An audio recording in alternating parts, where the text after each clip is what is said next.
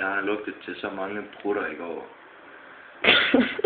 At selv når jeg drikker vand, så lugter vandet af prut i dag. Gider jeg jo Elvis. Så skulle jeg kraftedme bare æde burger hele tiden. Og ikke bevæge mig. Jeg vil ikke lave en skid.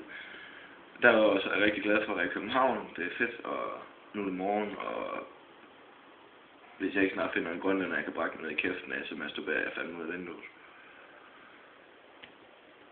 Er der andet, du gerne ved? Jeg synes det samme, som han gør. Hvad skal jeg komme på? Hvad skal jeg komme på? Ojo, hvem skal jeg komme på? YouTube.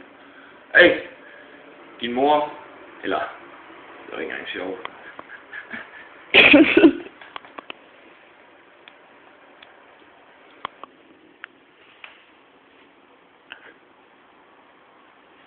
Godmorgen, København!